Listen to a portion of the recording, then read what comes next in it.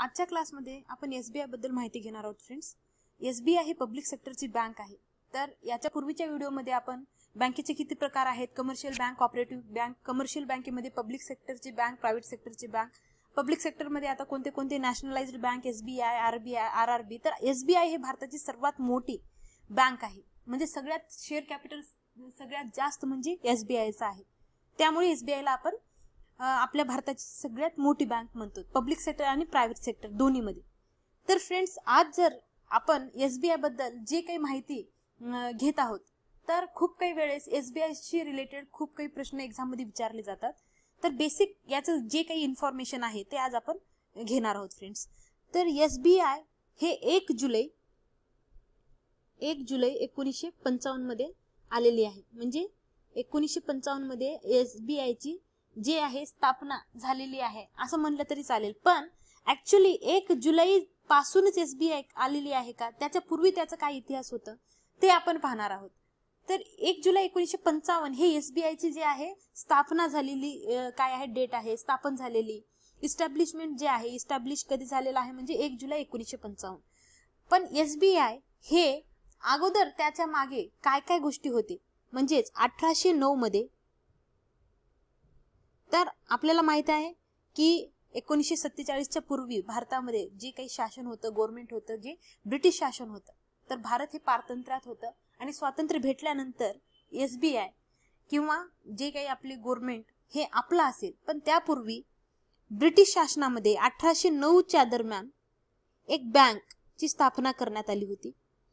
1840 मध्ये एक बँक आणि 1843 मध्ये एक बँक। तर हे ब्रिटिश शासनाने हे 3 बँका काय केलेलं होतं त्यावेळेस स्थापन केलेले होते। तर ब्रिटिश शासनाने तर 1809 मध्ये जी बँक होती ते होती बँक ऑफ बंगाल।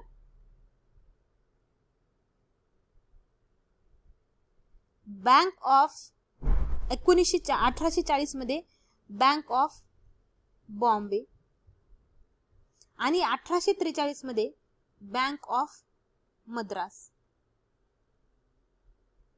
तर खूप वेळेस एक्झाम मध्ये हे प्रश्न विचारले जाते फ्रेंड्स की bank of Bengal, bank of Bombay आणि बँक ऑफ मद्रास हे ब्रिटिश शासनाच्या वेळेस याला प्रेसिडेन्सी बँका म्हणायचे।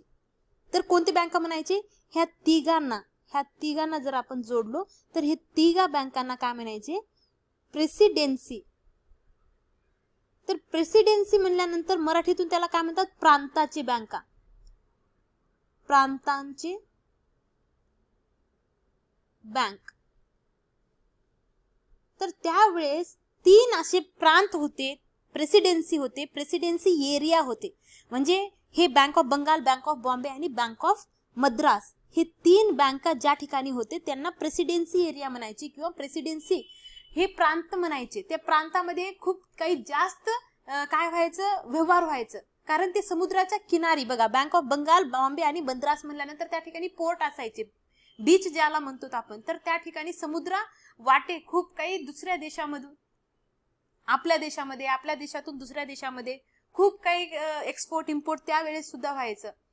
तर ते एक रूट होतं, समुद्र मार्ग होतं आणि त्या ठिकाणी खूप काही इकॉनॉमिक जास्त व्यवहार व्हायचे, इकॉनॉमिकल त्या ठिकाणी काय म्हणता तुम्ही, व्यापारी वगैरे जास्त असल्यामुळे प्रेसिडेन्सी त्या ठिकाणी बँका होती। 3 बँका स्थापन करण्यात आले होते 1809 मध्ये, 1840 मध्ये, 1843 मध्ये। आणि ह्या 3 बँकांना प्रेसिडेन्सी बँका म्हणायचे। आणि हे 3 बँकांना मर्ज करण्यात आलं कधी, ह्या 3 बँकाला मर्ज करण्यात आलं 1921 मध्ये, 1921 मध्ये। तर 1921 मध्ये हे मर्ज झाल्यानंतर या बँकांना म्हणण्यात आलं, नाव देण्यात आलं, आता 3 बँका एकत्र केल्यानंतर काहीतरी एक नाव द्यावं लागेल, तर त्या इम्पेरिकल, त्या बँकेला नाव देण्यात आलं इम्पेरिकल बँक, इम्पेरिकल बँक असं त्याला नाव देण्यात आलं फ्रेंड्स। तर इम्पेरिकल बँक हे 3 बँकांचं मर्ज होतं आणि त्याच इम्पेरिकल बँकाला क्वासी सेंट्रल बँक सुद्धा म्हणायचे। तर आता ते आपण पुढे पाहूयात। तर 1921 नंतर काय करण्यात आलं, 1955 चा एक कायदा आणण्यात आला आणि त्याच्या अगोदर एडी गोरवाला हे एक अध्यक्ष, एक समिती होती, एक कमिटीद्वारे जे एडी गोरवाला होते त्यांच्या रिकमेंडेशन प्रमाणे, तर या ठिकाणी लिहिते एडी गोरवाला हे त्यावेळेसची कमिटी नेमण्यात आली होती आणि त्या कमिटीचे हे अध्यक्ष होते आणि त्यांच्या रिकमेंडेशन प्रमाणे म्हणजे त्यांच्या शिफारसी अनुसार, एडी गोरवालाची शिफारसी अनुसार काय करण्यात आलं, 1955चा SBI कायदा करण्यात आला. 1955 ला एक कायदा करण्यात आला. आता ज्यावेळेस इम्पेरिकल बँक होती तर त्यावेळेस तुम्ही डेट वरूनच पाहू शकता, त्यावेळेस आपला देश हे स्वतंत्र झालेला नव्हता. पण 1955 म्हणल्यानंतर आपला देश आता स्वतंत्र झालेला आहे 1947 नंतर. आणि 1955 मध्ये आता इम्पेरिकल बँकेला आता आपली बँक म्हणजे भारताची बँक करण्याची त्या ठिकाणी गरज भासू लागली. तर याच्या अगोदर जे SBI असेल ते प्रायव्हेट सेक्टरचा बँक म्हणजे त्यामध्ये सुद्धा प्रायव्हेटचे शेअर कॅपिटल जे काही असेल त्या ठिकाणचं भाग भांडवल जे होतं ते प्रायव्हेट लोकांचं होतं. तर SBI 1955चा कायदा करण्यात आला आणि SBI ची स्थापना करण्यात आली 1 जुलै 1955 ला. तर अगोदर 1955चा कायदा आला 1955 ऍक्ट, SBI ऍक्ट, आणि त्यानंतर 1 जुलै 1955 ला SBI ची स्थापना करण्यात आली. आणि त्यावेळेस कोणाचं रिकमेंडेशन होतं तर हे गोरवाला, एडी गोरवाला. तर यांच्या रिकमेंडेशन प्रमाणे 1955चा कायदा आणि 1 जुलै 1955चं काय फ्रेंड्स स्थापना. मग यानंतर काय झालं फ्रेंड्स, 1 जुलै 1955 ला ज्यावेळेस SBI इम्पेरिकल बँक आता काय झालेली आहे, स्टेट बँक ऑफ इंडिया झालेली आहे.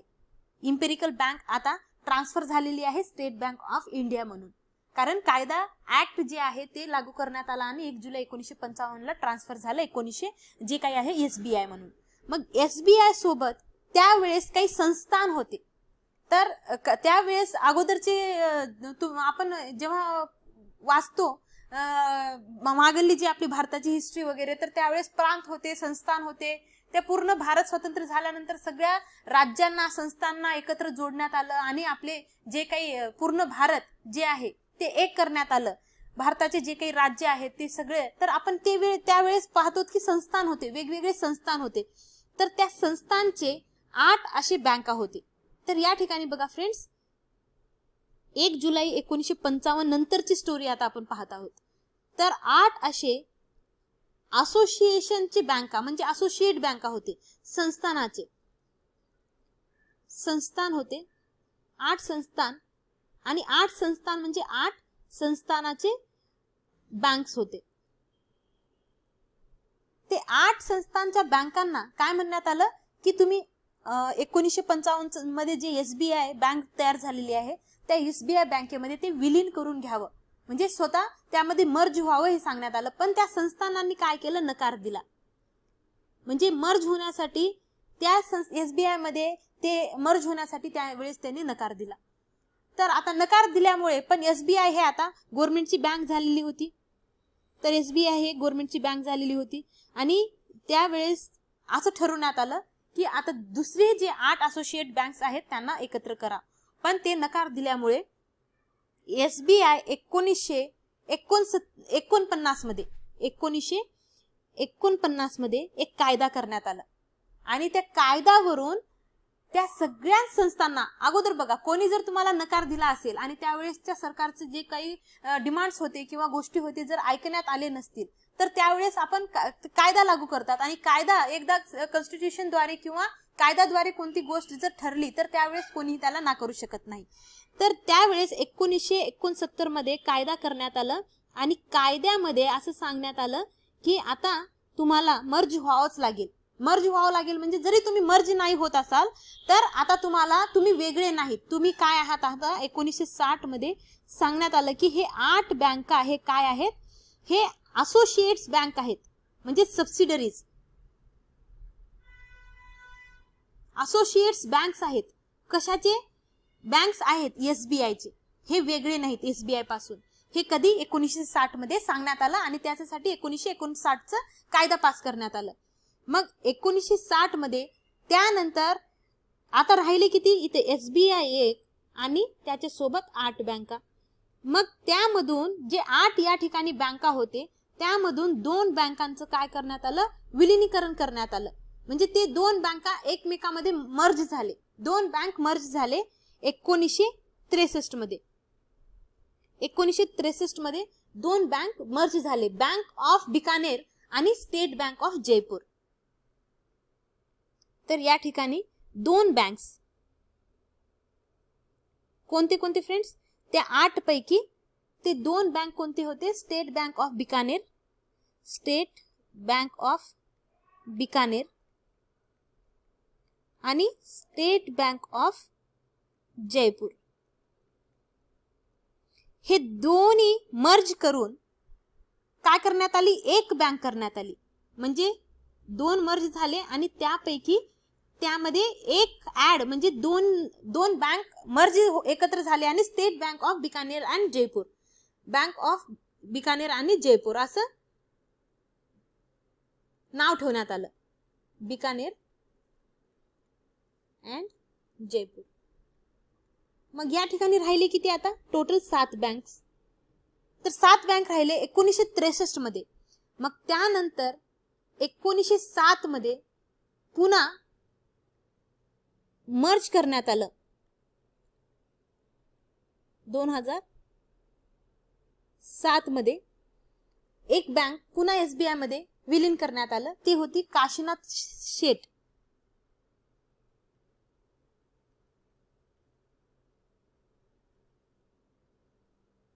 हे SBI मध्ये आता कोणते कोणते बँका मर्ज झालेले आहेत ते आपण पाहत आहोत फ्रेंड्स.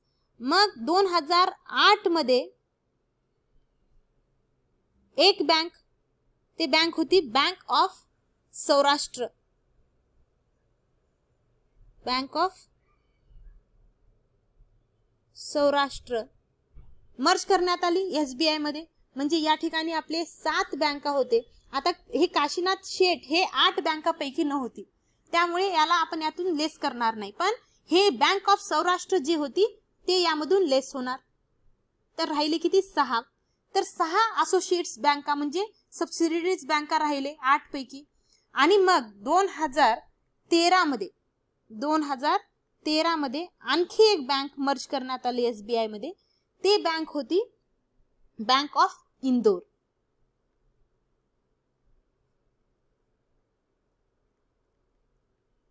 बँक ऑफ इंदोर 2013 मध्ये विलीन करण्यात आलं. मग या ठिकाणी बँक ऑफ इंदोर गेल्यानंतर फ्रेंड्स राहिले किती 5 असोसिएट्स बँक. म्हणजे 8 पैकी 5 राहिले असोसिएट्स बँक्स.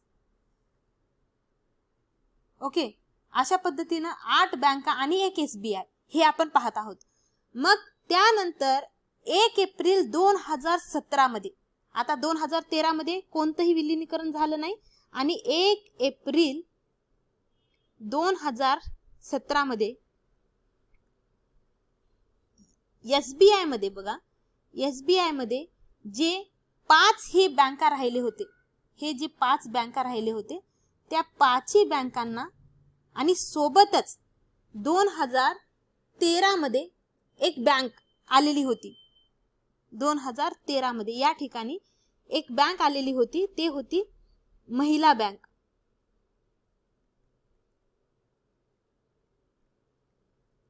महिला बँक हे 2013 मध्ये आलेली होती. तर हे जे बँक आहे त्या महिला बँकेसोबत म्हणजे हे महिला बँक 1 आणि दुसरी 5 असे टोटल 6 SBI मध्ये 1 एप्रिल 2017 ला मर्ज करण्यात आलं. म्हणजे एक महिला बँक आणि 5 असोसिएट्स बँकांना टोटल 6 ला कधी 1 एप्रिल 2017 ला SBI मध्ये मर्ज करण्यात आलं फ्रेंड्स. आणि अशा पद्धतीनं आज बँकेमध्ये जर आपण पाहिलो तर 8 महिला बँक 8 असोसिएट बँक, 1 महिला बँक, 1 काशीनाथ बँक अशा पद्धतीचे हे SBI मध्ये मर्ज केलेले बँका आहेत. ओके फ्रेंड्स, तर हे SBI बद्दलचे काही माहिती होती फ्रेंड्स. तर आपण एक यालाच पुढच्या व्हिडिओमध्ये कंटिन्यू करूयात.